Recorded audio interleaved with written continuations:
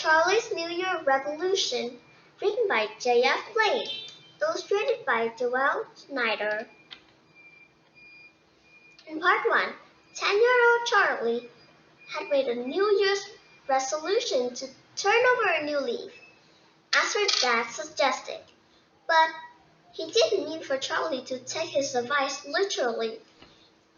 That old saying, an apple a day keeps the doctor away, really works. I know, because I made a point to eat an apple for breakfast every day when I was less mature, or 9 years old. I only went to the doctor once that year, not counting the time I woke up with an earache, sore throat, and fever. It doesn't count, because I didn't eat an apple that day. My throat was too sore to eat anything but soup. I ate an apple on all the other days, and I didn't have to go to the doctor. Well, except for that other time. It was during a hot spell in the summer. I cooled off by eating watermelon. All that juice was refreshing. I wanted even more watermelon, but we ran out. And I remembered what eating. That's why I called my great aunt Tess. Said, Charlie, don't swallow watermelon seeds, or watermelons will grow in your stomach. Perfect. I thought if a watermelon grew in my stomach, I have my own supply inside me to keep me cool. I wouldn't have to eat watermelon to cool off. So I ate a watermelon seed. Nothing happened. So I ate another watermelon seed and another, and about 20 more. Finally, something happened. I didn't feel so good. They rushed me to the doctor. He made me drink this stuff that made me, well, it wouldn't be major of me to tell you. Let's just say the watermelon seeds were no longer in my stomach. Well, I did that back when I was a lot younger. When I was 9, now I'm 10. And more mature, as Katie would say. And since the new year, I've tried to make some changes in my behavior. Dad calls it turning over new leaves. My auntie, who's my mother's sister and takes care of me sometimes, said I should think of ways to make the world a better place. Since I love my dad and my aunt, I figured out I should do what both of them say. Plus, I wanted to do something for everyone else, which was one of my New Year's resolutions. A New Year's resolution is when you write down a list of things you want to do in the coming year to make yourself and the world better. One of my resolutions was to create something beautiful that puts a smile on people's face.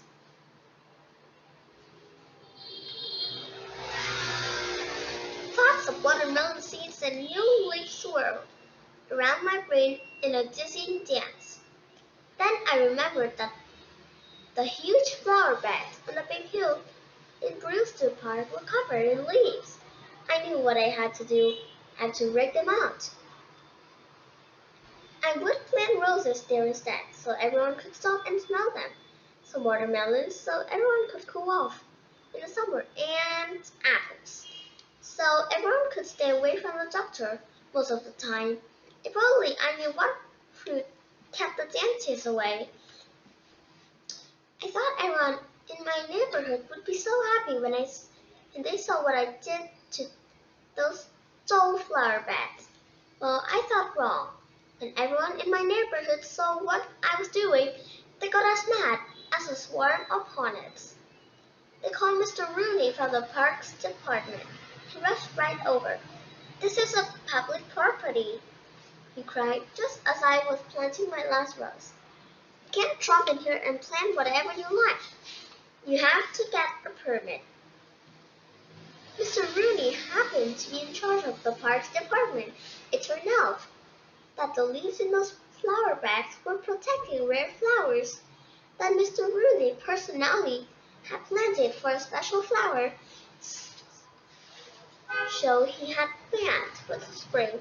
That's why, as many auntie explained, his nose was out of joint over what I did. Snails looked perfectly straight to me, and I never even touched the guy. What's done is done, said my dad with a sigh.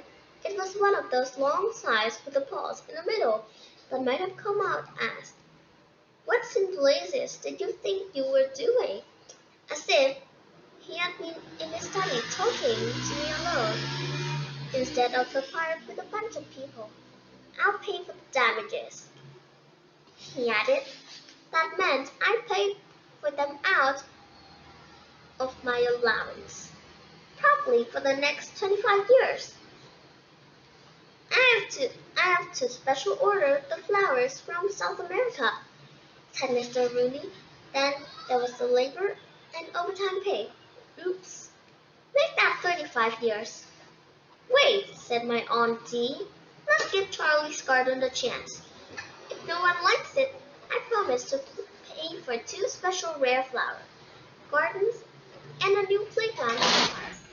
I even played for a while. We can name the new playground Rooneyland.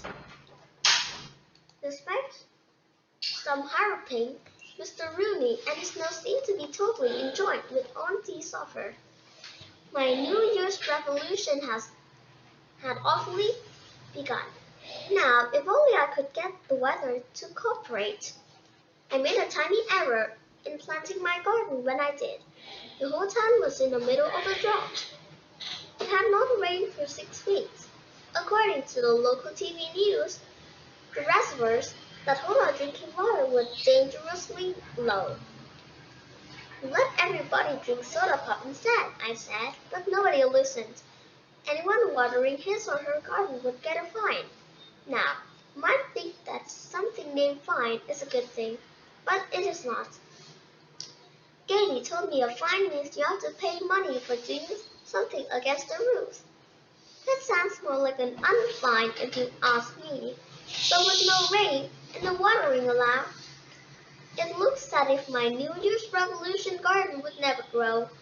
It wouldn't bring a smile to anyone's face, except maybe Mr. Rooney's, who would get two rare flower gardens and a playground with his name on a plaque. I didn't want to water my garden and pay an unfine. Plus, it was wrong to waste water during a drought. What my garden needed was rain, but with no rain headed my way, I had to come up with another solution. What will Charlie do next? Find out in part 3. Charlie sings till it drops.